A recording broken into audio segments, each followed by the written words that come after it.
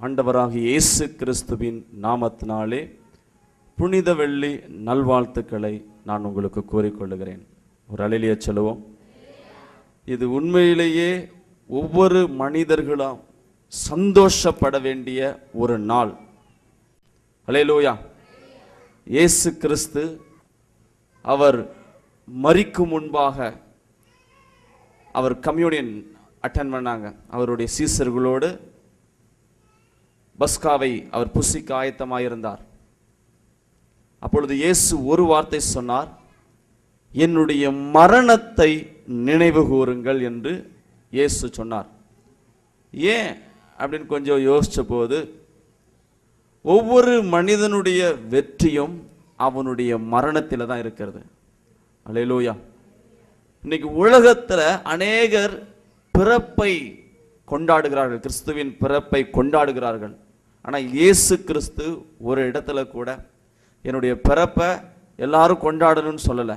ஆனால் அவர் சொன்ன ஒரே ஒரு வார்த்தை, என்னுடைய மரணத்தை நினைவு கூறுங்கள் என்று சொல்லி. அல்லேலூயா.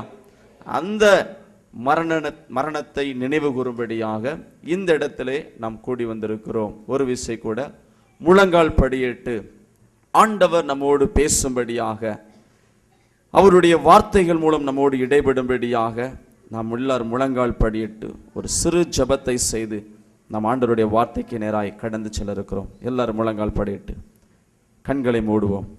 ஆண்டவரே, என்னுடைய மரணத்தை நினைவு கூறுங்கள் என்று சொன்னவரே, இப்பொழுதும் கூட உலகமெங்கும் காணப்படுகிற ஒவ்வொரு திருச்சபைகளிலும் இந்த நாளிலே உம்முடைய மரணத்தை நினைவு கூறி அதற்காக நன்றிகளை செலுத்தி கொண்டு வருகிறார்கள் ஐயா. இப்பொழுதும் கூட ஆண்டவரே, நாங்களும் நன்றி செலுத்தும்படியாக, உம்முடைய மரணத்தை நினைவு கூறும்படியாக இந்த இடத்துல நாங்கள் கூடி வந்திருக்கிறோம். உம்முடைய மரணத்தை குறித்து நாங்கள் தியானித்து சிந்தித்து எங்களுடைய ஆவி ஆத்துமா சரீரம் எழுப்புதல் அடைய, திருச்சபை எழுப்புதல் அடைய ஆண்டவர் கிருபை செய்வீராக. இந்த வார்த்தைகளை ஆசீர்வதியும். ஆவியானவர் பேசும். இயேசுவின் நாமத்தில் பிதாவே, ஆமென். எதற்காக இயேசு சிலுவையில் அறையப்பட்டார் என்று நீங்கள் கேட்பீர்கள் என்று சொன்னால், அவர் தன்னை ராஜாவென்று, கிறிஸ்து எண்ணப்பட்ட ராஜா என்று சொன்னதினாலே யூதர்கள் பொறாமையினாலே இயேசுவை சிலுவையிலே ஒப்பு கொடுத்தார்கள். இயேசுவே சொன்னார், நான் சத்தியத்திற்கு சாட்சி கொடுக்க வந்த ஒரு ராஜா. இயேசுவின் மீது பிரதானமாக சொல்லப்பட்ட ஒரே ஒரு குற்றச்சாட்டு, இவர் ராஜா என்று கையில் எடுத்து உடனடியாக அவரை சிலுவைக்கு செல்லும்படியாக அனுப்பினார்கள். நீங்க பாத்தீங்கன்னா, இயேசு அது வரைக்கும், அவர் சிலுவையிலே அறையப்படுகிற முந்தின நாள் வரைக்கும் அவர் ஜெபித்து வழக்கம் போல தன்னுடைய பணியை செய்தார். ஆனா ஒரே நாளிலே அவரை கெத்செமனே தோட்டத்திலே அவரை கைது செய்து உடனடியாக அடுத்த நாளே சிலுவையிலே அறைந்தார்கள். ஒரே நாளிலே ஒருவனை கொலை செய்ய வேண்டும் என்று சொன்னால், ஒருவனுக்கு மரண தண்டனை கொடுப்பது வேண்டும் என்று சொன்னால் அது சாதாரண ஒரு காரியம் அல்ல. பொதுவாக நம்முடைய தேசங்களிலே பாருங்கள், எத்தனையோ பேர் மரண ஆக்கினைக்கு உட்பட்டு தூக்கு தண்டனை கைதியாக இருக்கிறார்கள். ஆனால் அவர்களுக்கு என்று ஒரு டேட் வச்சிருப்பாங்க. தப்பு பண்ண உடனே யாருக்காவது தூக்கு தண்டனை கொடுப்பாங்களா? கொடுப்பது கிடையாது. நம்ம ஊர் வழக்கம், நம்முடைய தேசத்தின் வழக்கம் கிடையாது. ஆனால் யூதர்களுக்கு ஒரு வழக்கம் உண்டு. ஆனாலும் ரோமர்களுடைய வழக்கம் அது அல்ல. யூதர்கள், பிரதான ஆசாரியர்கள், ஜனத்தின் மூப்பர்கள் இயேசுவை பொறாமையினாலே அவர்களை பிடித்து பிலாத்துவினிடத்திலே கொண்டு போகிறார்கள். பொறாமை. நம்மளால பண்ண முடியாத பிரசங்கத்தை இவர் அதிகாரத்தோடு செய்கிறாரே. எவ்வளோ பிரசங்கம் பண்ற, நம் மூலம் ஒரு அற்புதம் நடைபெறல, இவர் அதிகமாய் இவருடைய அந்த பிரசங்க வார்த்தையின் மூலமாகவே அற்புதம் நடைபெறுகிறதே. அது மாத்திரமல்ல, இவரைத்தான் ஜனங்கள் பின்பற்றுகிறார்கள். நாங்களும் கூட்டம் போட்டு செய்தி கொடுக்க வால் போஸ்டெல்லாம் அடிக்கிறோம். அங்க 10 பேர் 20 பேர் தான் வராங்க. இவர் ஒரு விளம்பரமும் செய்யாமல் இவருக்கு கூட்டங்கள் மலைக்கு போனாலும் 5000 பேர் வந்து விடுகிறார்களே. இப்படியாக பல அற்புதங்களை இயேசு செய்து தன்னை தேவனுடைய குமாரன் என்று சொன்னாலும் அவர்கள் உண்மையிலே இயேசுவை ஏற்றுக்கொள்ளவில்லை. நன்றாய் கவனியுங்கள். இந்த பிரதான ஆசாரியர்கள், ஜனத்தின் மூப்பர்கள், வேத பாரகர்கள், இவர்கள்தான் சபையிலே கிறிஸ்து எண்ணப்பட்ட மேசியா வரப்போகிறார் என்று ஒவ்வொரு வாரமும் பிரசங்கம் பண்ணினவர்கள். ஏனென்று சொன்னால் இவர்கள் வாழ்ந்த காலகட்டம் ரோம சாம்ராஜ்யத்தின் காலகட்டத்திலே வாழ்ந்தார்கள். ரோம சாம்ராஜ்யம் ஆனது யூதர்களை ரொம்ப ஒரு கொடுமைக்குள்ளாக நடத்தினது, சித்திரவைக்கு உள்ளாக நடத்தினது. அந்த ரோம ராஜ்யத்தை இலிருந்து நம்மை விடுவிக்கும்படியாக ஆண்டவர் மேசியா எண்ணப்பட்ட ராஜா வருவார் என்று சபையிலே பிரசங்கம் பண்ணின யூதர்கள் தான் இவர்கள். ஒவ்வொரு வாரமும் பிரசங்கம் பண்றாங்க. ஆனா இயேசு சொல்றாரு, நான் தான் மேசியா, நான் தான் தேவனுடைய குமாரன் சொன்னா நம்ப மாட்டாங்க. இவரை குறித்து தான் ஒவ்வொரு வாரமும் சபையில பிரசங்கம். நான் தான்பா தேவனுடைய குமாரன், நான் தான் உங்களுக்காக பாவிகளை ரட்சிக்கும்படியாக வந்தேன் என்று சொன்னா அதை ஒத்துக்க மாட்டாங்க. நீர்லாம் கிடையாது, நாங்க பிரசங்கம் பண்ற மேசியா வேற.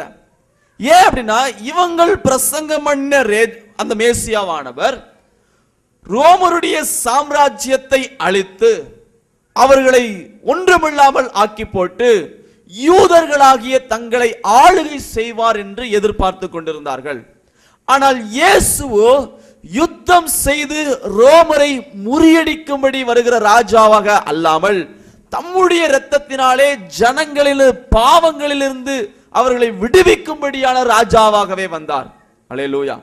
இவங்க எதிர்பார்த்த ராஜாவெல்லாம் ரோம அதிபதிகளுக்கு எதிராக அவர் சண்டை போட்டு அவர்களை முறியடித்து மடங்கடித்து தங்களை ஆளுகை செய்ய வேண்டும் என்றுதான் இப்படிப்பட்ட மேசியாவை இவர்கள் ஒரு கற்பனை பண்ணி அவர்கள் எதிர்பார்த்து கொண்டிருந்தார்கள். ஆனால் இயேசுவோ அப்படி வரவில்லை. அவர் ஜனங்களை ரட்சிக்கும்படியாகவே வந்தார். அதனால்தான் யூதர்கள் இயேசுவை பொறாமையினாலே அவர்களை சிலுவையிலே ஒப்பு கொடுத்தார்கள். நாம் அதை கவனிப்போம் என்று சொன்னால், யூதர்களை பொறுத்த வரைக்கும் ஒரு சத்தியம் என்ன அப்படின்னா, ஒரு மனிதன் தேவ தூஷணம் சொல்லும் பொழுது அவர்களே தண்டனை கொடுக்கலாம். நன்றாய் கவனியுங்கள். ஒரு மனிதன் அவருடைய வேத பிரமாண சட்டத்தை மீறும் பொழுது அவர்களே தண்டனை கொடுக்கலாம். இயேசு தேவனுடைய குமாரன் என்று தேவ தூஷணம் சொல்லுகிறார் என்று அவர்கள் சொன்னார்கள். அது ஒரு குற்றச்சாட்டு. அப்ப அவர்களே தண்டனை கொடுக்கலாம். வேதத்தின்படி அவர்கள் யூதர்கள் கல்லறிந்து அவர்களை கொலை செய்யலாம். பொதுவாக கையும் மெய்யுமாக பிடிக்கப்பட்ட ஒரு விபச்சார ஸ்திரீ இருந்த பொழுது நேரா பிலாத்துக்கிட்ட கூட்டு போகல, எல்லாரும் கல்லை தூக்கிட்டாங்க. ஆண்டவரே எரிஞ்சிட்டாமா, எவ்வளவு நேரம் தான் கல்லை கையில வச்சுக்கிட்டு இருக்கேன்னு கேட்க ஆரம்பிச்சிட்டாங்க. ஆனா இயேசுவோ அந்த இடத்துல ஒரு நல்ல ஒரு பிரதியுத்தரம் கொடுத்த. நன்றாய் கவனியுங்கள். யூதர்களுக்கு ஆக்கினை கொடுக்கக்கூடிய ஒரு அதிகாரம் உண்டு. ஸ்தேவான் பிரசங்கம் பண்ணும் போது உடனடியாக கல்லெறிஞ்சு கொண்டுட்டாங்க. ஆனா இயேசுவையோ அவர்கள் பொறாமையினாலே பிடித்து இவர் கல்லாலே எரிந்து இவரை நாம் கொலை செய்வோம் என்று சொன்னால் உடனே இறந்துருவார். இவரை அவமானப்படுத்த முடியாது. கல்லை கொண்டு எரியும் போது நிச்சயம் சிலர் பரிதாபப்படுவார்கள். இப்படிப்பட்ட அதுல ஒரு கூட்ட மக்கள் தான் அவரை காண முடியும். யூதர்கள் மட்டும்தான் அந்த கல்லாலே அடிக்கிறதை வேடிக்கை பார்க்க முடியும். ஆனால் இந்த கல்லை கொண்டு அடித்து இவரை கொல்லுவதை பார்க்கிலும் இதைவிட ஒரு கொடூரமாக ஒரு மரணத்தை இவருக்கு கொடுக்க வேண்டும் என்று சொல்லி நேரா பிலாத்து கிட்ட போறாங்க. பிலாத்து கிட்ட போய் ஒரு காரியத்தை சொல்றாங்க, இவர் ராஜா என்று சொல்லுகிறான். ஏன்னா நமக்கு ராஜா யாரு?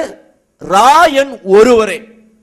பொதுவாக ரோம அரசாங்கத்துக்கு சக்கரவர்த்தி ராயன் ஒருவர் தான் ராஜா. இங்கிலீஷ்ல சீசர் என்று சொல்லுவார்கள். அவர் தான் ராஜா. அந்த தேசத்துல வேற யாராவது தன்னை ராஜா என்று சொன்னா அவன் தன்னுடைய ரோம அரசாங்கத்துக்கு எதிராக கலகம் பண்ணுகிறான் என்று எண்ணி உடனடியாக அவனுக்கு தண்டனை கொடுப்பார்கள். அதனாலதான் யூதர்கள் காய்பா பல பிரதான ஆசாரியர்களாம் ஒன்று சேர்ந்து ஜனங்கள் முன்பாக இவனை அவமானப்படுத்தி கொள்ள வேண்டும் என்று சொல்லி நேரா பிலாத்துக்கிட்ட போய் ஒரே ஒரு குற்றச்சாட்டு, இவன் ராஜான்னு சொல்றான். இப்படி சொன்னா உடனே சிலுவையில அரைஞ்சிருவாங்க. இப்ப நம்ம எதுக்கு உங்களை வேத பகுதியை வாசிக்க சொன்னேன் என்று சொன்னா, நம்ம வாசித்த வேத பகுதிகள் எல்லாவற்றிலும் ராஜா ராஜா ராஜா ராஜா. பிலாத்து கேட்கிற கேள்வி இதுதான். ஆனா அவர் சொல்லிட்டார், சத்தியத்துக்கு சாட்சி கொடுக்க வந்த ராஜா, சத்தியவான் எவனும் என் சத்தத்தை கேட்கிறான் என்று ஆண்டவர் சொல்லி இருக்கிறார். ஆனா உண்மையிலே இவர்கள் பார்த்த இவங்க யூதர்கள் சொல்றாங்க, ராயன் ஒருவரை தவிர எங்களுக்கு ராஜா இல்லைன்ட்டாங்க. பொதுவாக இவங்க இந்த வார்த்தையை யூதர்கள் சொல்லவே கூடாது. ரோமர்களுக்கு தான் ராயன் ராஜா, யூதர்களுக்கு ராஜாவே கிடையாது. இவங்க ரோமர்களுடைய முன்பாக அடிமையாக கிடந்தவர்கள், வாழ்ந்துகிட்டு இருக்கிறார்கள். தேவன் ஒருவரே ராஜான்னு சொன்னா உண்மையிலே தேவன் கிருபையா இருந்திருப்பார். ஆனா இவர்களோ ராயன் ஒருவன் தான் எங்களுக்கு ராஜா, இவன் தன்னை ராஜா என்று சொல்லுகிறான், ராயனுக்கு வரி கொடுப்பது நியாயமல்ல என்று சொல்லி ஜனங்களுக்குள்ளே கலகத்தை கொண்டாக்குகிறான் என்று சொல்லி ஏவி விடுகிறார்கள். ஆனா பிலாத்து விசாரிக்கிறார். பிலாத்து விசாரிக்கும் பொழுது இயேசு தேவனாலே அனுப்பப்பட்டவர் என்பதை அறிந்து அவன் பயந்து அவருக்கு உதவி செய்ய, அவரை விடுவிக்க அவன் வகை தேடுகிறான். உடனே ஒரு காரியத்தை சொல்றார், இந்த மாதிரி பரபாஸ் என்பவனை நாங்கள் சிலுவையிலே, அதாவது சிறையிலே வைத்திருக்கிறோம். இந்த பண்டிகை நாளைய தினத்திலே உங்களுக்கு பஸ்கா பண்டிகை. இந்த பஸ்கா பண்டிகையை நீங்க ஆசரிக்கும் பொழுது ஒருவனை வழக்கமாக உங்களுக்கு விடுதலையாக்கி கொடுப்பது எங்களுடைய வழக்கம். நான் அதனால பரபாசை, அவன் ரொம்ப கொடூரமானவன், அவன் உண்மையிலே யூதர்களுக்கு, அவன் ஒரு யூதன் தான், யூதர்களுக்கு ரொம்ப இடைஞ்சல் கொடுத்தவன், அதனால அவனை சொன்னா அவனை விடுவிக்க வேணாம், இவனை விடுவிச்சிருவீங்கன்னு சொல்லுவார்கள் என்ற எண்ணத்துல நேரா பரபாசை உடனே கூட்டுவாங்கன்ட்டார். பரபாசை உங்களுக்கு விடுதலை ஆக்கட்டுமா, இல்ல யூதருடைய ராஜா என்கின்ற சொல்லுகிற கிறிஸ்து என்னப்பட்ட இயேசுவை உங்களுக்கு விடுதலை ஆக்கட்டுமா? உடனே அங்குள்ள பிரதான ஆசாரியர்களாம் ஜனங்களை ஏவி விடுகிறார்கள், பரபாசை விடுதலை பண்ணுங்கள். ஏன்னா இவங்க தான் கொஞ்ச நாளுக்கு முன்பாக பரபாசை கொண்டு போய் பிலாத்துக்கிட்ட ஒப்படைச்சவங்க. பாருங்க, இயேசுவை பொறாமையினாலே சிலுவையிலே ஒப்பு கொடுத்தார்கள். இயேசு தன்னை ராஜா என்று சொல்லுகிற மேசியா என்னப்பட்ட ராஜா என்று சொன்னதை இவர்களாலே பொறுத்து கொள்ள முடியவில்லை, இவர்களாலே நம்ப முடியவில்லை, ஏற்றுக்கொள்ள முடியவில்லை. அப்ப பாருங்க, இயேசுவை பிலாத்துக்கு முன்பாக வந்து அவர் நின்ற போது யூதருடைய ராஜாவை உங்களுக்காக விடுதலை பண்ணட்டுமா என்று சொன்னா, இல்ல எங்களுக்கு பரபாசை தான் விடுதலை பண்ணணும். அப்ப இவரை நான் என்ன செய்யட்டும் அப்படின்னா உடனே சொல்லிட்டாங்க, சிலுவையிலே அறைந்து கொலை செய்ய வேண்டும். ஏன், என்ன பொல்லாப்பு செய்தான்? அவர் முதல்ல என்ன பண்ணாரு தெரியுமா? 40 அடி அடிச்சுட்டு கொண்டு வந்து நிப்பாட்டினார். அவங்க அதுக்கும் பொறுக்கவில்லை, இவனை சிலுவையிலே அறைந்து கொலை செய்ய வேண்டும், கொடூரமாக கொலை செய்ய வேண்டும். ஏன்னா வேத வாக்கியம் நிறைவேற வேண்டும். மரத்திலே தூக்கப்பட்ட எவனும் சபிக்கப்பட்டவன் என்று சொல்லப்பட்ட அந்த வார்த்தை இந்த மனிதன் மூலம் நிறைவேற வேண்டும் என்கின்றது. அது கூட ஒரு தேவ தீர்க்க தரிசனமாக நிறைவேற்றப்பட்டது. ஒரு அழிலே சொல்லுங்க. பாருங்க, இயேசுவை அவர்கள் சிலுவையிலே ஒப்பு கொடுக்க ஒரே ஒரு பிரதான காரியம் என்னவென்று சொன்னால், தன்னை ராஜா என்று சொன்னதினாலே. நீங்களும் நானும் ஆராதிக்கிற தெய்வம் சாதாரண ஒரு தெய்வம் அல்ல, அவர் ராஜாதி ராஜாவாக இருக்கிறார். இப்பொழுது நாம் பார்க்கிற ராஜ்யங்கள் எல்லாம் 5 ஆண்டுகள் அல்லது 10 ஆண்டுகள். ஆனால் வேதம் சொல்லுகிறது, கிறிஸ்துவானவர் சதா காலங்களிலும் அவர் ராஜ்யம் பாரம் பண்ணுவார். அவருடைய ராஜ்யத்துல ஒரு மனிதன் கூட ஊழல் செய்ய முடியாது. ஏனென்று சொன்னால் அவருடைய கண்கள் பூமி எங்கும் உலாவிக் கொண்டே இருக்கிறது என்று வேதம் சொல்லுகிறது. அருமையானவர்களே, இயேசு ராஜாதி ராஜாவாக அவர் நமக்கு இருக்கிறார். அல்லேலூயா. அன்று ஆண்டவருடைய ஒரே ஒரு ஏவுதல் என்னன்னு, மற்ற தேசத்துல எல்லாருக்கும் ராஜா உண்டு, இஸ்ரவேல் மக்களுக்கு தான் ராஜாவாக இருக்க வேண்டும் என்று விரும்பினார். ஆனா ஜனங்களோ சவுலை எங்களுக்கு ராஜாவாக, நாங்கள் காண்கிற ஒரு மனிதனை எங்களுக்கு ராஜாவாக வேண்டும் என்று சொல்லி ஆண்டவரிடத்திலே கேட்டார்கள். ஆண்டவருடைய மனம் வேதனைப்பட்டது. நான் ராஜாவாக இருந்து இவர்களை ஆளுகை செய்து நடத்த வேண்டும் என்பது ஆண்டவருடைய விருப்பம். ஆனால் அவர்களோ மாம்சத்திலே ஒரு மனுஷன் ராஜாவாக இருந்து எங்களை ஆளுகை செய்ய வேண்டும் என்று அவர்கள் விரும்பினார்கள். அருமையான மக்களே, உங்களுடைய குடும்பத்திலே நமக்கு ராஜாவாக ஆண்டவரை நீங்கள் வைக்கும் பொழுது உங்களுடைய குடும்பத்தை ஆண்டவர் நடத்துகிறவராகவே இருக்கிறார். நிச்சயம் நடத்துவார். நீங்கள் ராஜாவாக நீங்க ஆண்டவரை எண்ணாமல் நானே நடத்திக்குவேன், நானே போதும் அப்படின்ட்டு உங்களையே நீங்கள் மெச்சிக்கொள்வீர்கள் என்று சொன்னால் ஆண்டவர் வேதனைப்படுவார். வேதம் சொல்லுகிறது இயேசு ராஜாதி ராஜாவாகவே இருக்கிறார். அல்லேலூயா. இந்த ராஜா பேசின 7 வார்த்தைகள் உலகம் எங்கும் இந்த நாளிலே பிரசங்கிக்கப்பட்டிருக்கிறது. அந்த வார்த்தைகள் அதிகாரம் உள்ள வார்த்தைகள். அந்த வார்த்தையை குறித்து நான் 5 நிமிடங்கள் பேசி நான் ஜெபித்து முடிக்க இருக்கிறேன். ஆகையினாலே உங்களுடைய வேதாகமங்களிலே உங்களுடைய வசனத்தை நீங்கள் திருப்பி எடுத்துக்கொள்ளும்படியாக நான் உங்களை உற்சாகப்படுத்துகிறேன். இயேசு கிறிஸ்து சிலுவையில் பேசின ராஜாதி ராஜாவாகிய இயேசு கிறிஸ்து சிலுவையில் பேசின அதிகாரம் உள்ள 7 வார்த்தைகள். 1 லூக்கா சுவிசேஷம் 23வது அதிகாரம் 34வது வசனம்.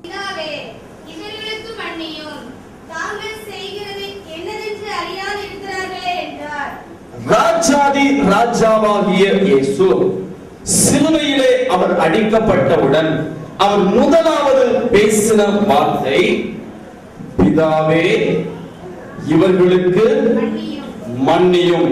நன்றாய் கவனியுங்கள். பிதாவே இவர்களுக்கு மன்னியும். நம்முடைய ராஜாதி ராஜாவாகிய இயேசு கிறிஸ்து மன்னிக்க கூடிய அதிகாரத்தை உடையவர் அவர் ஒருத்தர் மாத்திரமே. ஒரு அல்லேலூயா சொல்லுவோம்.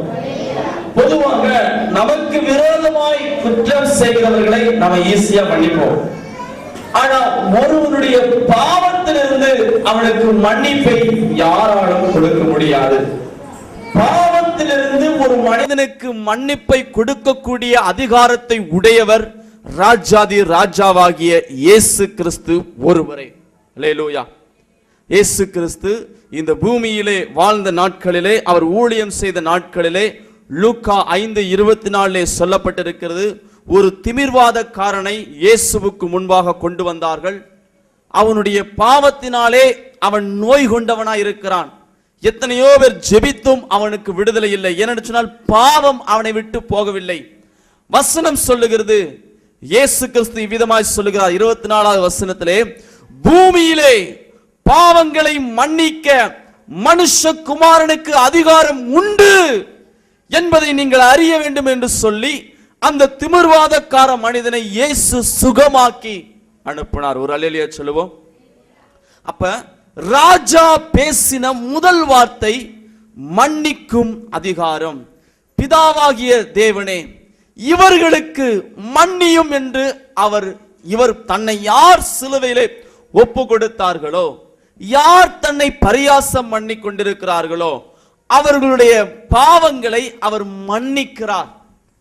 உண்மையிலே ஆண்டவர் ஒரு வார்த்தை அவருடைய பாவங்களை மன்னிக்காமல் இருந்தார் என்று சொன்னால் நிச்சயம் அங்குள்ள ஒருத்தர் கூட வீட்டுக்கு உயிரோட திரும்பி போயிருக்க முடியாது. அல்லேலூயா, அல்லேலூயா. தேவ தூதர்களா பார்த்திருப்பாங்க, ஒரு செகண்ட் கொடுங்க அப்படின்ட்டு அவர்கள் அந்த அங்கலாய்ப்பை, அந்த ஆத்திரத்தை உடையவர்களாய் காணப்பட்டிருப்பார்கள். ஏன்னா சிருஷ்டிகர் இவர்களுடைய மீட்புக்காகத்தான், யூதர்கள் வழியாக தான் ரட்சிப்பு வர வேண்டும் என்பதற்காகத்தான் அவர் அங்கு சிலுவையிலே வேதனைப்பட்டு தொங்கிக் கொண்டிருக்கிறார். ஆனால் இவர்களோ அவரை பரியாசம் பண்ணி கொண்டிருக்கிறார்கள். ஆனால் இயேசுவோ அவர் பேசின ஒரு வார்த்தை, முதல் வார்த்தை, பிதாவே இவர்களுக்கு மன்னியும். ஆண்டவரிடத்திலே பேதுரு விதமாய் கேட்டார், ஆண்டவரே என் சகோதரன் எனக்கு விரோதமாய் குற்றம் செய்தால் அவனை நான் எத்தனை தரம் மன்னிக்க வேண்டும்? 7 தரமா? ஆண்டவர் சொன்னாரு 7 தரம் மாத்திரமல்ல, 70 முறை மன்னிக்க வேண்டும். அப்படி என்று சொன்னால் ஒரு நாளுக்கு 490 முறை மன்னிக்கணும். கணக்கு பண்ணி பார்த்தா 3 நிமிஷத்துக்கு ஒரு முறை மன்னிப்ப நமக்கு விரோதமாக வரவங்கள மன்னிச்சுக்கிட்டே இருக்கணும். அல்லேலூயா. இதை யார் சொல்றாரு? மன்னிக்கும் அதிகாரத்தை உடையவர் ராஜாதி ராஜா இயேசு கிறிஸ்து ஒருவரே. அல்லேலூயா. ஆகையினாலே நம்முடைய பாவங்களிலிருந்து நமக்கு மன்னிப்பை கொடுத்தவர் யார்? அவர்தான். அதை ஒரு நாளும் நம்ம மறக்க கூடாது. நம்மளுடைய பாவங்களிலிருந்து இயேசுவானவர் நமக்கு மன்னிப்பை கொடுத்திருக்கிறார். இன்றைக்கும் நாம் கனி கொடுக்க வேண்டும் என்று சொல்லி பாவத்தை குறித்தும் நீதியை குறித்தும் கண்டித்து உணர்த்துகிற ஆவியானவரை நமக்கு கொடுத்திருக்கிறார். நியாய தீர்ப்பை குறித்தும் கண்டித்து உணர்த்துகிற ஆவியானவரை நமக்கு கொடுத்திருக்கிறார். மன்னிக்கும் அதிகாரத்தை உடையவர் நம்முடைய ராஜாதி ராஜாவாகிய இயேசு கிறிஸ்து ஒருவரே. ஒரு அல்லேலூயா சொல்லுவோம். இயேசு கிறிஸ்து இரண்டாவது சிலுவையிலே பேசின வார்த்தைகள் லூக்கா 23:43. இயேசு அவனை நோக்கி, இன்றைக்கு நீ என்னுடனே கூட பரதீசில் இருப்பாய் என்று முதலிலே பேசின வார்த்தைக்கு தலைப்பு மன்னிக்கும் அதிகாரத்தை உடையவர் இயேசு. இரண்டாவது இந்த வார்த்தைக்கு ஒரு தலைப்பு என்னவென்று சொன்னால் தப்புவிக்கும் அதிகாரத்தை உடையவர் இயேசு. ஒரு அல்லேலூயா சொல்லுவோம். பாதாளத்திலே போகிக் கொண்டிருக்கிற ஒரு மனிதனை தப்புவிக்கக்கூடிய வல்லமை நம்முடைய ராஜாவாகிய இயேசு கிறிஸ்து ஒருவரிடம் மாத்திரமே உள்ளது. அல்லேலூயா. இயேசுவை சிலுவையில் அறைந்தபோது அவருடைய வலது பக்கமும் இடது பக்கமும் 2 கள்ளர்களை அறைந்தார்கள். வேதம் சொல்லுகிறது அக்கிரமக்காரரில் ஒருவராக எண்ணப்பட்டார். 2 கள்ளர்களும் இயேசுவை நிந்தித்தார்கள். நன்றாய் கவனிங்கள். 2 கள்ளர்களும் இயேசுவை நிந்தித்தார்கள். அவர்கள் நிந்திக்கும் போது யூதர்களும் ஒரு நிந்தனையான வார்த்தையை சொன்னார்கள். என்ன சொன்னாங்க தெரியுமா? இஸ்ரவேலின் ராஜா என்று சொல்லுகிறாயே, இஸ்ரவேலின் ராஜா என்று சொன்னால் நீர் என்ன பண்ண? இப்ப சிலுவையில இறங்கி வா, நாங்க நம்புறோம். பிலாத்து கிட்ட சொன்னீங்களே நீங்க ராஜா என்று சொன்னீங்க, இப்பொழுது நீர் ராஜா என்று சொன்னால் நீர் இறங்கி வாரும். இதையெல்லாம் ஒரு கள்ளன் கவனித்து வருகிறான். கவனித்து வந்தபோது இயேசு இவர்களை மன்னிக்கும் பொழுது உண்மையிலேயே இவர் ராஜா என்பதை கள்ளன் அறிந்து அவன் ஒரு வார்த்தை சொல்றான், ஆண்டவரே உம்முடைய ராஜ்யத்திலே நீர் வரும் பொழுது உமது அடியானாகி என்னை நினைத்தருளும். ஒரு அல்லேலூயா சொல்லுங்க. இவனுக்கு தெரிஞ்சு போச்சு. ஏன்னா மேலேயே யூதருடைய ராஜான்னு போட்டிருக்கு. இவர்கள் எல்லாம் உண்மையிலே யூதர்கள் எல்லாம் ஏற்கனவே பரபாசை ஒப்பு கொடுத்ததுனால இவர்களுக்கு இந்த யூதர்களை குறித்தும் மூப்பர்களை குறித்தும் ஓரளவுக்கு தெரிந்திருக்கும். ஆனா உண்மையிலேயே அந்த கள்ளன் உணர்த்தப்பட்டவனாக இயேசுவை ராஜா என்பதை அறிந்தவனாக ஒரே ஒரு வார்த்தை சொன்னான், உம்முடைய ராஜ்யத்திலே நீர் வரும்போது உம்முடைய அடியானாகி என்னை நினைத்தருளும். ஆண்டவர் சொன்னார். அதுக்கு மறுபடியும் வாசிங்க. இன்றைக்கு இப்பொழுது மரித்து நீயும் நானும் ஒன்றாக போய் உன்னை நான் பரதீசிலே கொண்டு போய் விடுவேன் என்று சொன்னார். அல்லேலூயா. எப்படிப்பட்ட ஒரு பாக்கியத்தை ஒரு கள்ளனுக்கு ஆண்டவர் கொடுக்கிறார். உண்மையிலே அந்த கள்ளன் இயேசுவை யூதருடைய ராஜா என்று மாத்திரமல்ல தேவகுமாரன் என்பதை அவன் விசுவாசித்தான். அல்லேலூயா. உண்மையிலே அவன் மரித்து பாதாளத்துக்கு போகக்கூடிய ஒரு ஆத்மாவை இயேசு இன்றைக்கு என்னுடனே கூட எங்க இருப்ப? பரதீசு என்று சொன்னால் ஆபிரகாமின் மடி. எப்படி லாசரு ஐஸ்வர்யவான் லாசரை குறித்து பார்க்கும்போது லாசரு மரித்து ஆபிரகாமினுடைய மடியிலே கொண்டு போய் விடப்பட்டது போல இவனுக்கு அப்படிப்பட்ட பாக்கியத்தை இயேசு கொடுத்தார். இன்றைக்கு ஆண்டவர் எப்படிப்பட்டவர் பாருங்க. அவர் ராஜாதி ராஜா, தப்புவிக்கும் அதிகாரத்தை உடையவர் அவர்தான். சிங்கங்கள் கொகையிலே உங்களை போட்டாலும் அந்த ராஜாவால தப்புவிக்க முடியாது. ஆனா நம்முடைய ராஜாதி ராஜாவாகிய இயேசு சிங்கத்தின் வாயை கட்டி போட்டு உங்களை தப்புவிக்க அவர் வல்லவராயிருக்கிறார். அல்லேலூயா. அக்கினியிலே உங்களை கட்டி தூக்கி போட்டாலும் தப்புவிக்க அந்த ராஜாவாலே முடியாது. ஆனா நம்முடைய ராஜாவாகிய இயேசு கிறிஸ்து அவர் அக்கினியிலே தூக்கி நம்மளை போடப்பட்டாலும் அந்த அக்கினியிலே நம்மோடு கூட வந்து அதிலிருந்து நம்மளை தப்பி விடுக்க அவர் வல்லவராயிருக்கிறார். ஒரு அல்லேலூயா சொல்லுவோம்.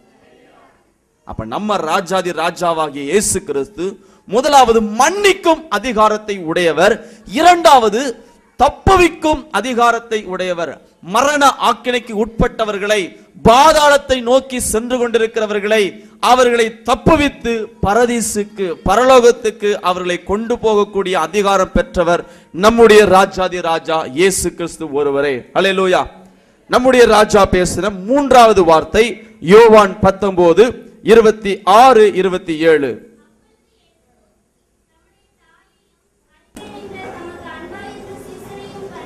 அப்பொழுது இயேசு நம்முடைய தாயையும் நன்றாக கவனியுங்கள். இயேசுவுக்கு 12 சீசர்கள், அதிலே 10 பேர் அவரை விட்டு ஓடி போனார்கள். ஒருவன் யூதாஸ் தன் பாவம் செய்தான் என்பதை அறிந்து நான்று கொண்டு செத்து விட்டான். ஒருவன் மாத்திரமே இயேசுவினுடைய சிலுவையில் அருகே இருந்தான். உண்மையிலே இந்த ஒருவன் தான் இளைஞன். மற்றவர்கள் எல்லாம் ஓரளவுக்கு நல்ல மெச்சூரிட்டி உள்ள ஒரு ஆட்கள்.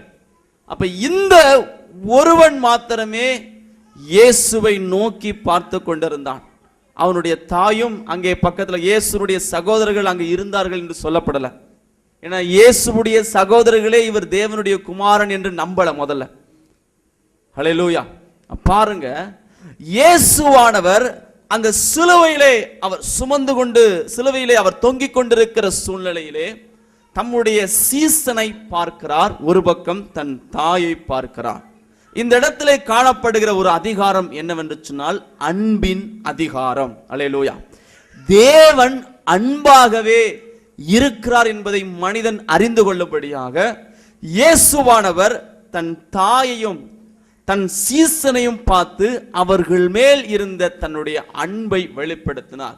யோவான் ஒருவன் மாத்திரமே இயேசுவினுடைய மார்பிலே சாய்ந்து கூடிய ஒரு பெரிய வாய்ப்பை பெற்றவன். அதனால்தான் யோவான் இயேசுவை குறித்து அதிகமாக போதனைகளை எழுதியிருக்கிறார். இயேசுவினுடைய சீசர்களிலே எல்லாரும் கொடூரமாக இரத்த சாட்சியாக கொல்லப்பட்டார்கள். யோவான் ஒருவன் மாத்திரமே நாம் எப்படி மரிப்போமோ அதே போல முதிர் வயதவனாக அவன் மரித்தான். அல்லேலூயா. அப்ப இப்படிப்பட்ட ஒரு வாலிபன் பின்வாங்கிற கூடாது. இப்படிப்பட்ட சீசன் தன்னை ஆற்றி தேற்ற ஒரு மார்பு தேவை. அவனை ஆறுதல் படுத்த, இந்த வாலிப காலத்தில் அவனை சரியாய் நடத்த ஒரு முதிர்ச்சியுள்ள என்னை போல ஒரு தாய் தேவை என்பதை ஆண்டவர் அறிந்தவராக இயேசு அவருடைய சீசனை பார்த்து சொல்றார், அதோ உன் தாய். இனிமேல் உனக்கு ஆவிக்குரிய தாய் அவங்க தான். அதே நேரத்தில் மரியாளுடைய இயக்கம், தன் பிள்ளைகள் 4 பேர் அவள் பெற்றெடுத்தாலும் இயேசுவை விசேஷித்த விதமாக அவள் பெற்றெடுத்தாள். தேவகுமாரனை பெற்றெடுக்கக்கூடிய ஒரு பெரிய ஸ்லாக்கியத்தை கண்டாள். இயேசுவை தேவனுடைய குமாரனாகவே அவள் பார்த்தாள். உண்மையிலே இயேசு அவள் மீது மிகுந்த கரிசனை உள்ளவளாக இருந்தாள். இப்ப நான் போயிட்டேன்னு வச்சுக்கோங்களேன், அந்த இடத்துல ஒரு பிள்ளை அவளுக்கு தேவை. அல்லேலூயா. ஏன்னா இயேசுனுடைய சீசர்கள் உண்மையிலே அதுல 10 பேர் போயிட்டாங்க. இயேசுவினுடைய கூட பிறந்த சகோதரர்கள் கூட அவருடைய தாயை எப்படி காப்பாங்கன்னு தெரியாது. ஆனா இயேசுவோ அவனுக்கு ஒரு மகனை கொடுத்தார். அல்லேலூயா. சத்தமோர் அல்லேலூயா சொல்லுங்க. அன்பின் அதிகாரத்தை உடையவர் நம்முடைய ஆண்டவராகிய இயேசு கிறிஸ்து ஒருவர் மாத்திரமே. அன்பை வெளிப்படுத்துகிறார்.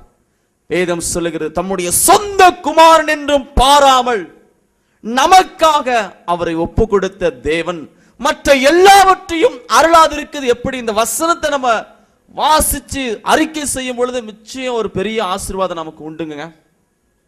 அல்லேலூயா. விலையேற பெற்ற இந்த உலகத்தை காட்டிலும் விலையேற பெற்ற ஒன்று என்ன அது தேவனுடைய குமாரன். அவரையே கொடுத்தவர் மற்ற எல்லாத்தையும் தரமாட்டாரா? உங்களுக்கு ஒரு வீடு வாசலை தரமாட்டாரா? உங்களுக்கு ஒரு வாகனத்தை தரமாட்டாரா? உங்களுக்கு ஒரு காரை தரமாட்டாரா? நமக்கு ஒரு ஏக்கர்ல சர்ச்சுக்கு இடம் தரமாட்டாரா? ஒரு அல்லேலூயா சொல்லுங்களேன். நிச்சயம் அவர் தருவாருங்க. அவர் நம் மேல் வைத்த அன்பு அப்படிப்பட்ட அன்பு. பொறுமையா இருக்கணும். இயேசு எடுத்த உடனே முதல் வார்த்தையை சீசனை பார்த்து சொல்ல, தாயை பார்த்து சொல்ல. அல்லேலூயா. ஏதாவது ஒரு வார்த்தை சொல்ல மாட்டாங்களா அப்படின்னு ஏங்கிக்கிட்டு இருந்த அந்த சீசனை பார்த்து சொன்னார், அதோ உன் தாய். ஒரு மகனை இழக்க போகிறேனே, என்னை உன்னை போல ஆதரவு படுத்துகிற வசனத்தின் மூலம் என்னை தேற்றுகிற இன்னொரு மகன் இல்லையே என்று சொல்ல போது ஒரு மகனை தன் தாய்க்கு கொடுத்தார். அல்லேலூயா. அன்பின் அதிகாரத்தை உடையவர் நம்முடைய ராஜாதி ராஜாவாகிய இயேசு கிறிஸ்து ஒருவரை. அல்லேலூயா சொல்லுவோம். நம்முடைய ராஜா பேசின 4வது வார்த்தை மத்தேயு சுவிசேஷம் 27வது அதிகாரம் 46வது வசனம். 9ஆம் மணி நேரத்திலே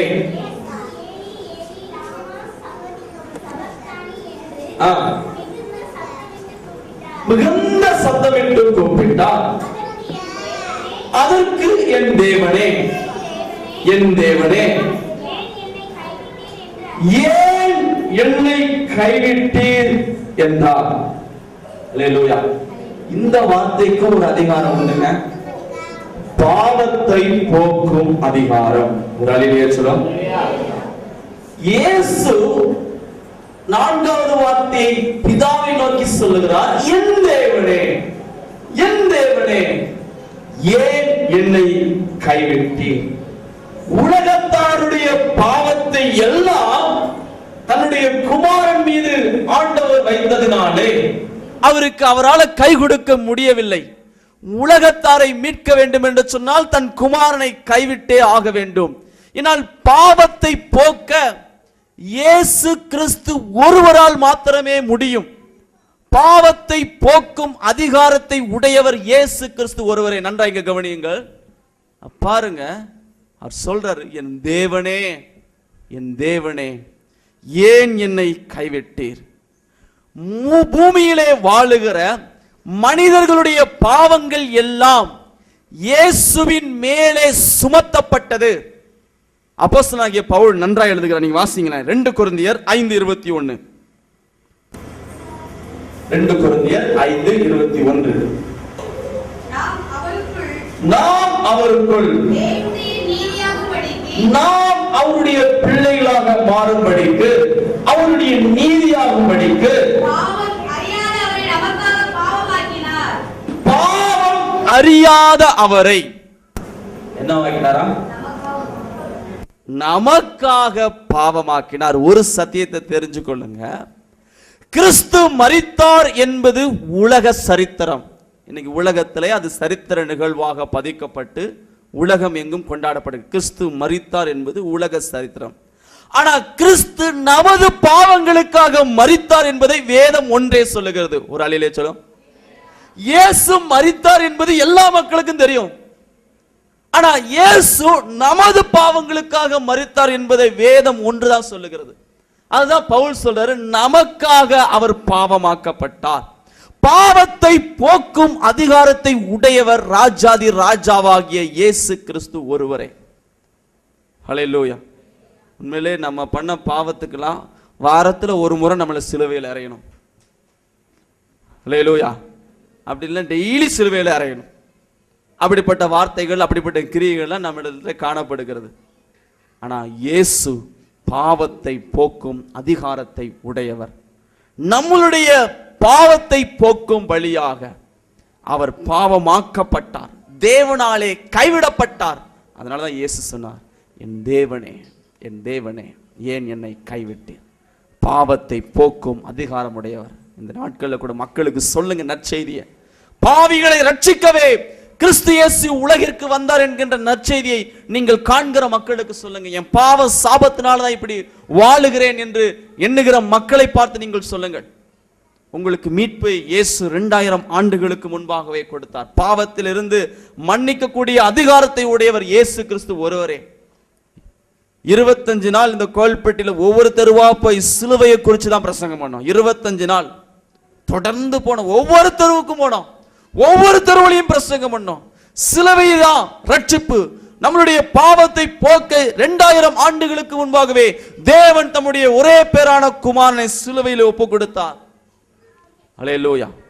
பாவ இருளை போக்க பரிசுத்த இரத்தமாகிய இயேசுவின் சிலுவையின் மூலமாக தங்க முடியும். பாவத்தை போக்கும் அதிகாரம் அவர் ஒருவராகத்தான் இருக்கிறார். அல்லேலூயா. நமது பாவம் எல்லாம் இயேசுவின் மேல் சுமத்தப்பட்டது. நமக்காக அவர் பாவமானார். இன்னைக்கு எல்லா மக்களும் அவரை பார்த்து பாவமா இருக்கு அப்படிங்கிறாங்க. நம்மளை பார்க்கணும் இந்த இடத்துல. நிறைய பேரை பார்த்துருக்கேன், இயேசு சிலுவையில் தொங்குவது ரொம்ப பாவமா இருக்கு. நம்மளுடைய பாவத்துக்காக தான் அவர் பாவமானார். அவர் தப்பு செஞ்சா சிலுவையில் அறைய வச்சாங்க.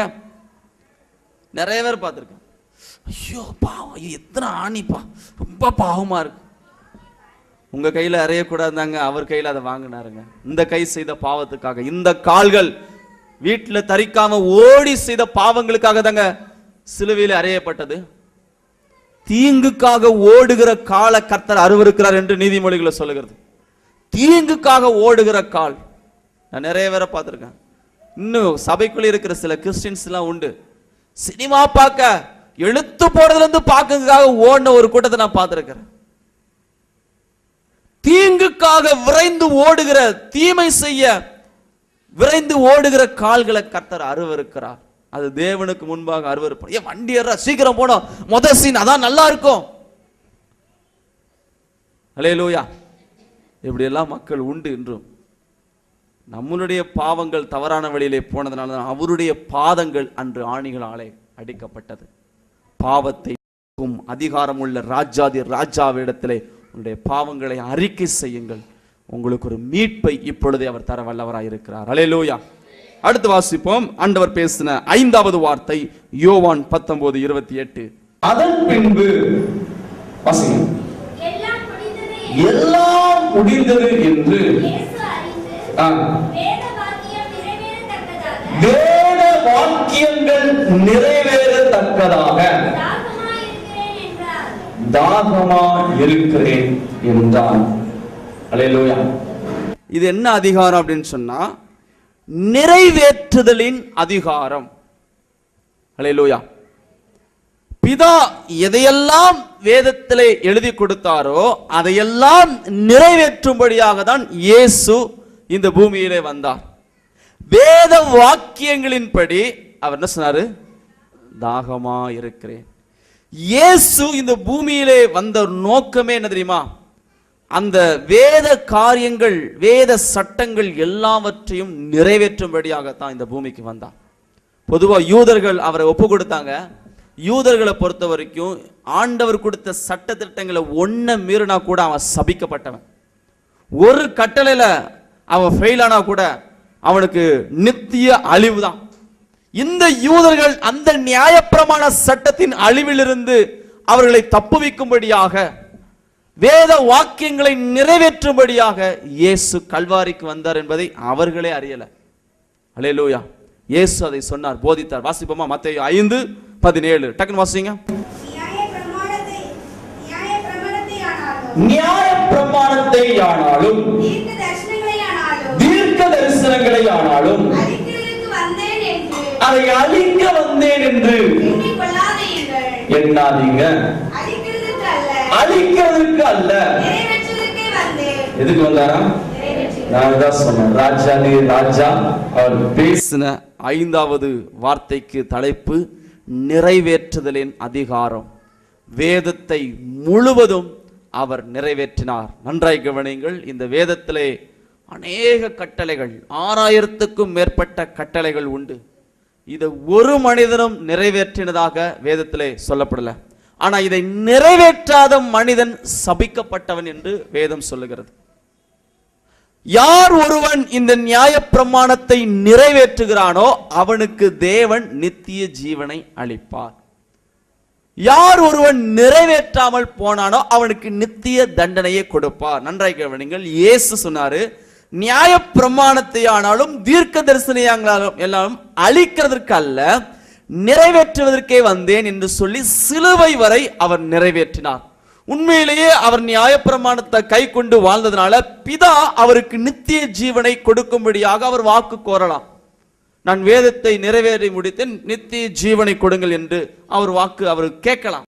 ஆனால் இயேசுவோ இந்த வேதத்தை இவர்கள் கை கொள்ளவில்லை, இவர்களுக்கு கிடைக்கக்கூடிய அந்த நித்திய அழிவை என் மீது வைத்துக் கொள்ளும்.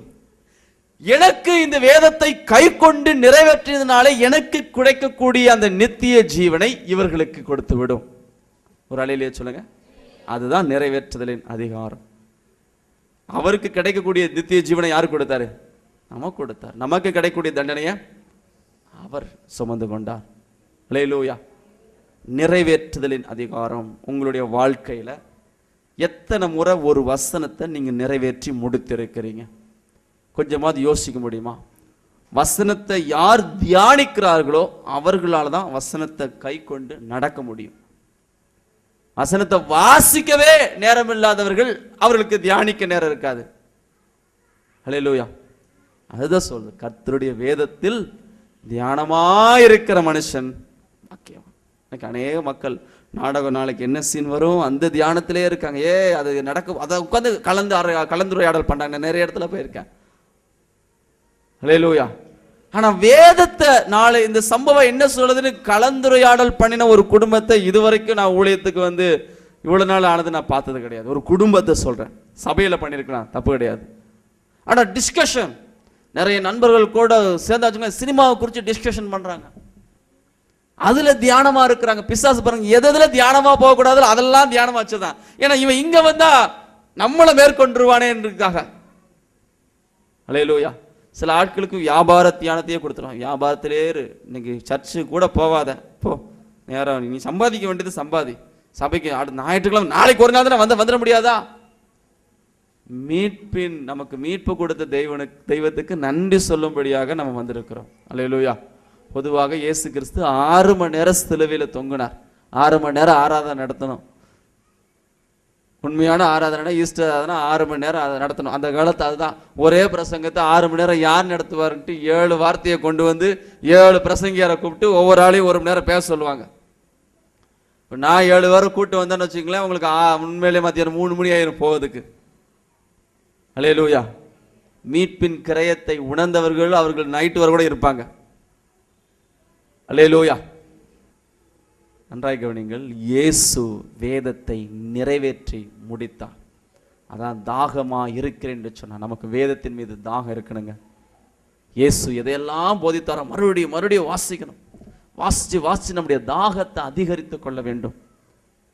வேதத்தின் மீது உள்ள தாகம், தேவன் மீது உள்ள தாகம், அவருடைய கட்டளைகளை நிறைவேற்றக்கூடிய தாகம். சிலுவையில சாகக்கூடிய சமயத்துல கூட வேத வாக்கியங்கள் நிறைவேறத்தக்கதாக இப்படி ஒரு வார்த்தை இருக்கு என்ன குறித்து, தாகமா இருக்கிறேன். அல்லேலூயா. எல்லாம் 600-700 ஆண்டுகளுக்காக இயேசு பிறவதற்கு முன்பாகவே இதற்கு சொல்லப்பட்ட வார்த்தைகளை இயேசு நிறைவேற்றி முடித்தார். நிறைவேற்றுதலின் அதிகாரத்தை உடையவர் ராஜாதி ராஜாவாகிய இயேசு கிறிஸ்து ஒருவர். அல்லேலூயா சொல்லுவோம். அடுத்து வாசிக்கலாம். யோவான் 19:30. இயேசு பேசின 6வது வார்த்தை.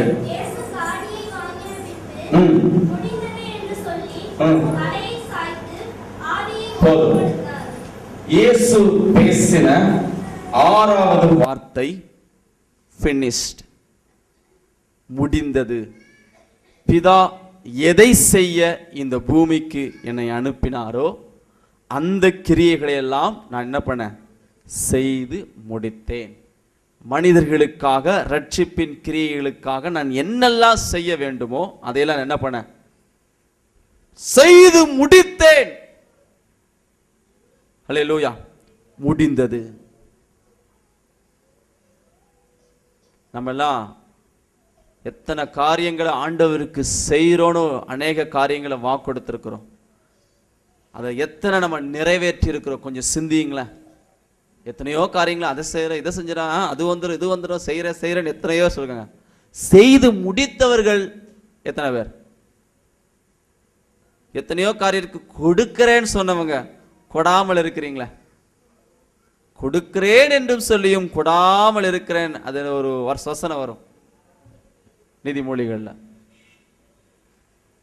அல்லேலூயா.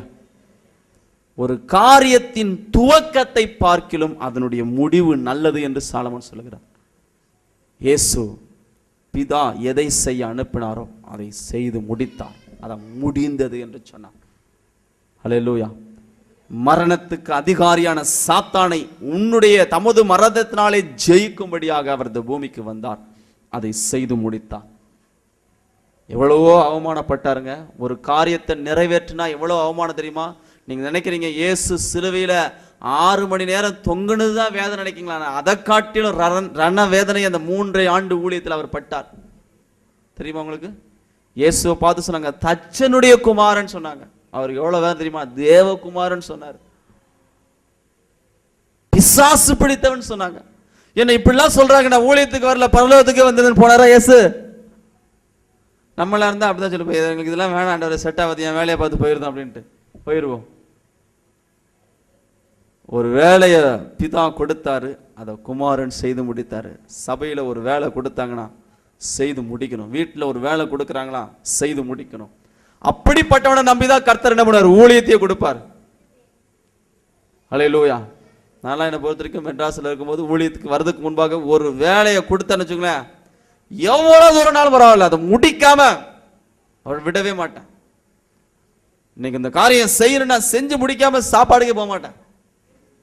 அதை நிறைவேற்ற வரைக்கும் தூக்கம் வராது. ஒருவேளை அந்த தாகம் இருந்ததுனால தான் ஆண்டவர் இப்படி அழைச்சாரோ என்னவோ தெரியல. அல்லேலூயா. உண்மையிலே ஒரு பொறுப்புங்கிறது ஒரு சின்ன காரியனாலும் அதை நிறைவேற்றி முடிக்கிற பழக்கத்தை கொடுக்கணும். சொல்லி செஞ்சியாப்பா செஞ்சியாப்பா இது செஞ்சியாப்பான்னு கேட்கக்கூடிய அளவுக்கு இருக்கக்கூடாது. அது பலவீனர்கள். அல்லேலூயா. பலவீனர்களா இருக்கக்கூடாது. ஒரு தடவை சொன்னா அதை கேட்டு அதை செஞ்சு முடிக்கிறவர்கள் தான் பலவான்கள். அல்லேலூயா. அப்படிப்பட்டவர்களுக்கு தான் பிதா என்ன பண்ணுவாரு, மேலா ஒரு வாரம் இருக்கா இன்னும் 2 வாரம் கொடுப்பாரு. ஒரு காரியத்தை செஞ்சு முடிச்சான், இந்தா யூஸ் பண்ணிக்கோங்க. ஒரு வாரத்தையே புதைச்சு வச்சுக்கிட்டு இன்னைக்கு காலத்தை ஓட்டுற கிறிஸ்தவர்கள் எத்தனையோ பேர். அல்லேலூயா. சபையில அபிஷேகம் நல்லா வரும், நல்லா பயங்கரமா கை தட்டுவாங்க, விட்டா உருண்டுருவாங்க, அப்படியெல்லாம் அனாயிட்டிங்ல இருக்கிறாங்க. ஆனா அது முக்கியம் அல்ல. எதை நீங்கள் வாழ்க்கையில செய்து முடித்திருக்கிறீர்கள், ஆண்டவர் உங்களை என்ன நோக்கத்துக்காக அழைத்தார் அதை செய்து முடிக்கணும். அதுல வறுமை வரும், பிரச்சனை வரும், போராட்டம் வரும்.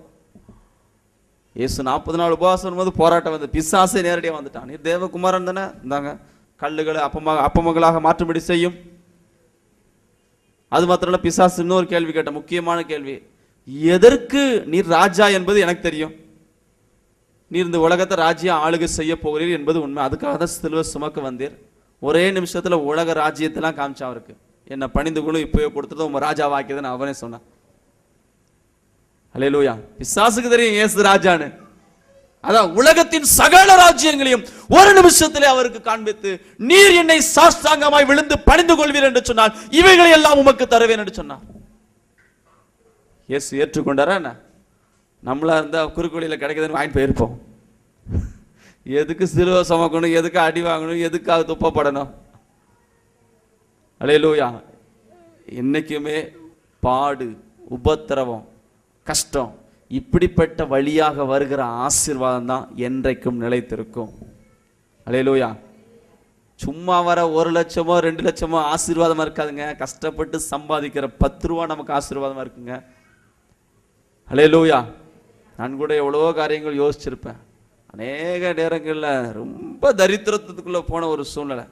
ஆனால் எனக்காக நான் கவலைப்பட்டதே கிடையாது. சோறு இல்லை அது இல்லைன்னு ஒரு நாள் ஊழியத்துக்கு வந்த நாள் அது இன்னைக்கு வரைக்கும் ஒரு பேண்ட் ஷர்ட் இல்லைன்னு கூட நான் கவலைப்பட்டது கிடையாது.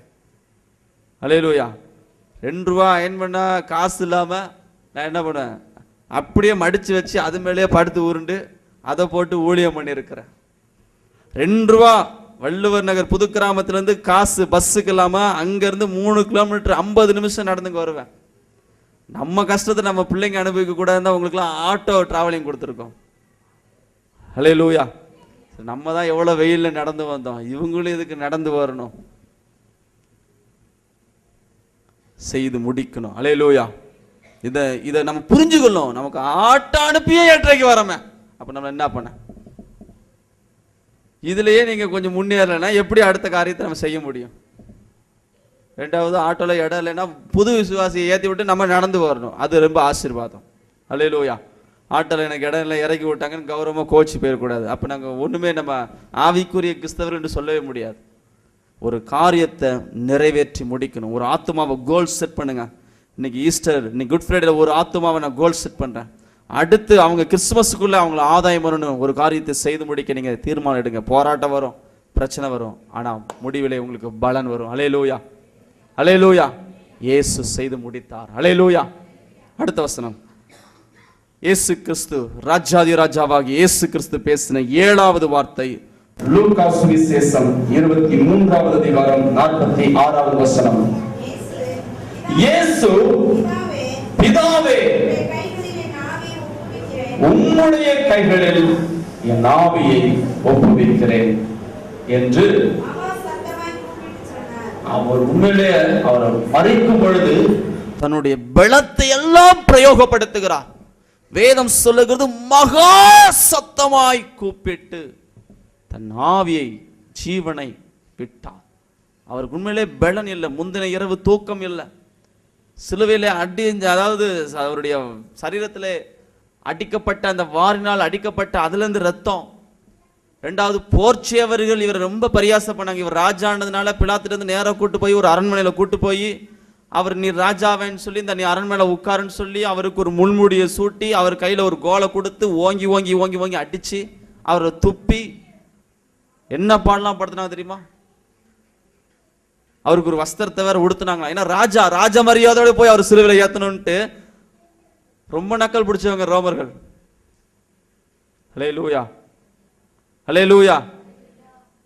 பாருங்க, அவ்வளோ வேதனையிலும் அவருக்கு பலனே கிடையாது. ஆனா சொன்னார், மகா சத்தமாய் தன் ஆவியை ஒப்பு கொடுக்கிறேன், பிதாவே உம்முடைய கைகளில் என் ஆவியை ஒப்பு கொடுக்கிறேன். அர்த்தம் என்ன?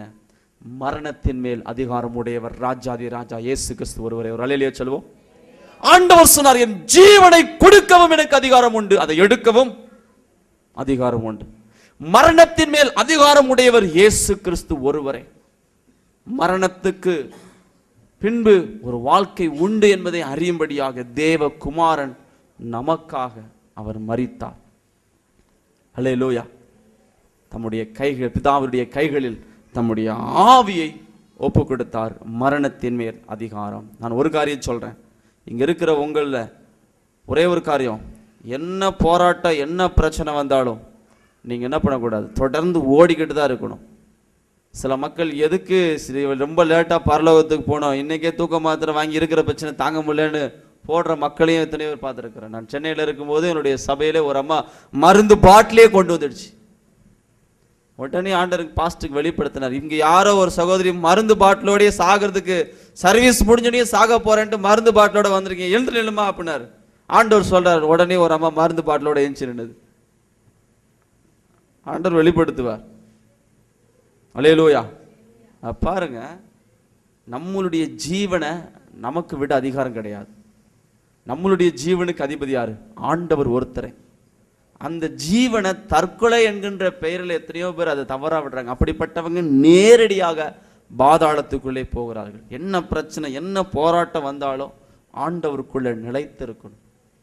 ஏன்னா நம்மளுடைய மரணத்துக்கான திறவுகோலை முதல்ல சாத்தான் வைத்திருந்தான். யோபுவனுடைய காலங்கள்லாம் பார்க்கும்போது ஆண்டவரே அவனை பார்த்து சொல்றாரு, அவனை என்னன்னாலும் சேதப்படுத்தி அவன் உயிரில கைய வைக்காதவன். ஏன்னா அப்ப அவனுக்கு மரணத்தின் மேல அதிகாரம் இருந்தது. அந்த மரணத்தின் மேலுள்ள அதிகாரத்தை தான் எடுக்கும்படியாக இயேசு கிறிஸ்து தம்முடைய மரணத்தை அவர் அதில் ஜெயித்தார். ஹல்லேலூயா. நீங்கள் வெளிப்படுத்தின விசேஷத்தில் ஒரே ஒரு வசனம் உண்டு, வாசிக்கலாம். வெளிப்படுத்தின விசேஷம் 1வது அதிகாரம் 18வது வசனம். மரித்தேன், ஆனாலும் இதோ சதா காலங்களிலும் உயிரோடு இருக்கிறேன். ஆமேன். நான் மரணத்திற்கும் பாதாளத்திற்கும் உரிய திறவுகோலை உடையவரா இருக்கிறேன். ஒரு அல்லேலூயா சொல்லுவோம். மரணத்துக்கான திறவுகோல் ஒரு காலத்துல சாத்தானுடைய கரத்தில் இருந்ததுங்க. தம்முடைய மரணத்தின் மூலம் அந்த திறவுகோலை இயேசு கிறிஸ்து வாங்கினார். மரணத்தின் மேல் அதிகாரம் உள்ளவர் இயேசு ஒருவர் மாத்திரமேங்க. இசா சொல்லுவான், உனக்கு இருக்கிற பிரச்சனைக்கு செத்துருன்னு சொல்லுவான். நான் மெட்ராஸில் அப்படிதான் இருந்தேன். அவ்வளோ கடன், அவ்வளோ நெருக்கடி, அவ்வளோ பிரச்சனை. ஏன் வாழ்ற செத்துரு. ஆனா ஒரு வசனம் உள்ள ஆவியான பேசுவார், வாழ்க்கையில கடைசி வரைக்கும் போராடணும் ஆண்டவரை. அவ்வளோ சாகக்கூடிய அளவுக்கு பிரச்சனை, அவ்வளோ பிரச்சனையை பேஸ் பண்ணும். அந்த பிரச்சனையில ஊழியத்துக்கு ஒப்பு கொடுத்தேன். ஆனா இந்த ஊருக்கு ஒருவன் நினைச்சு கூட பார்க்கல, கர்த்தர் கொண்டு வந்தார். அல்லேலூயா. மரணத்தின் மேல் அதிகாரம் உடையவர். நம்முடைய ஜீவனத்தோட இயேசு ஒருவர் தவிர பிசாசுக்கு அதிகாரம் இல்லைங்க. ரட்சிக்கப்பட்டவர்களுடைய ஜீவனை தொட அவரை தவிர வேறு யாருக்குமே அதிகாரம் கிடையாது. மரணத்தின் மேல் அதிகாரம் உடையவர். நீங்களும் நானும் சேவிக்கிற நம்முடைய ஆண்டவர் ராஜாதி ராஜாவாக இருக்கிறார். ராஜா பேசின 7 வார்த்தைகளை நாம் கேட்டோம். ஆண்டவர் நமக்கு எவ்வளவோ ஆசீர்வாதங்களை வைத்திருக்கிறார். மனுஷரை பார்த்து பயப்படாதீங்க, சூழ்நிலையை பார்த்து பயப்படாதீங்க, வியாதியை பார்த்து பயப்படாதீங்க, விழுந்துடுவோமோ என்று உங்களே எண்ணி பயப்படாதீங்க. ராஜாதி ராஜா, வெற்றி பெற்ற ராஜா நம்முடைய தேவனாக இருக்கிறார். அந்த ராஜாவை முன்னிறுத்தி நாம் அவருக்கு பின்னாக செல்லும் பொழுது நம்முடைய வாழ்க்கை ஆசீர்வாதமா இருக்கும். எல்லாம் எழுந்திருப்போம். ஹல்லேலூயா.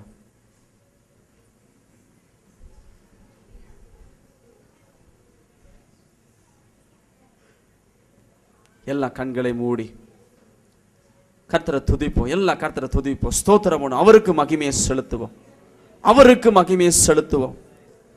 அவர் ராஜாதி ராஜாவாக அவர் இருக்கிறார். ராஜாதி ராஜாவாக அவரை பாருங்கள். ஹல்லேலூயா, ஹல்லேலூயா. ஆண்டவரே, நீர் பேசின அதிகாரமுள்ள 7 வார்த்தைகளை நாங்கள் கேட்டோம். ஆண்டவரே, உம்முடைய வார்த்தையின்படி வாழ எங்களுக்கு கிருபை செய்யுங்க. ஆண்டவரே, நம்முடைய நோக்கம் எல்லாம் ஒன்றே, அவரை பிரியப்படுத்துகிற ஒரு வாழ்க்கை நம்ம வாழணும். அருமையான சகோதர சகோதரிகளே, அதற்கு நீங்கள் இந்த சிலுவையின் நாளிலே, வெற்றியின் நாளிலே உங்களை ஒப்பு கொடுங்க. கடந்த நாள் வரைக்கும் நான் எப்படி இருந்தனோ எனக்கு தெரியாது. இந்த நாள் சிலுவையிலே கேட்கப்பட்ட, ஆண்டவரே, சிலுவையின் செய்தியை கேட்கப்பட்ட இந்த நாளிலே என்னை முழுவதுமாய் உம்மை அர்ப்பணிக்கிறேன்.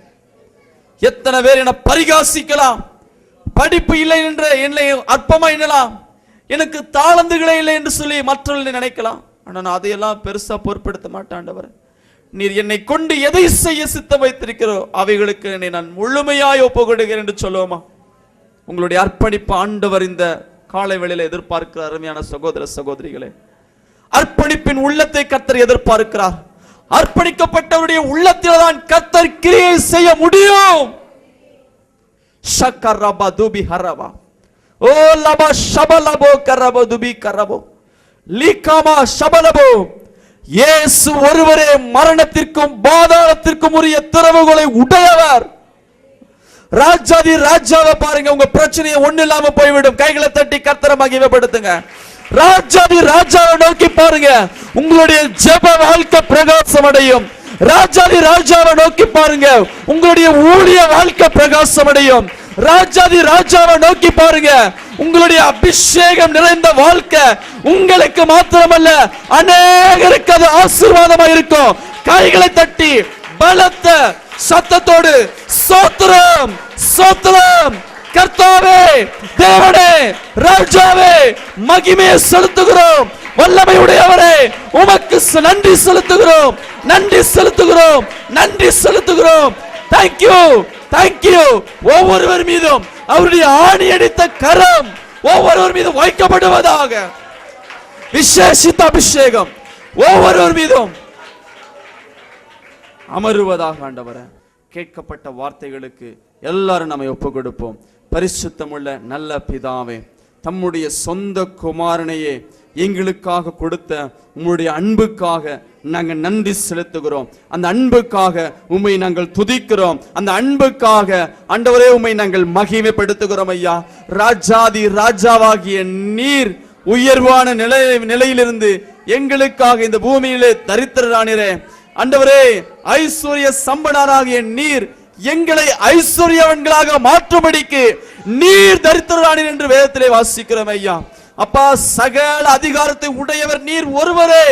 வானத்திலும் பூமியிலும் சகல அதிகாரத்தை உடைய ராஜாதி ராஜாவாகிய இயேசுவே, உம்முடைய பிள்ளைகளாகிய ஒவ்வொருவரையும், இந்த காலவேளையில் வந்திருக்கிற ஒவ்வொருவரையும் கர்த்தர் கண்ணோக்கி பார்த்து அவருடைய வாழ்க்கையில கர்த்தர் கிரியை செய்வீராக.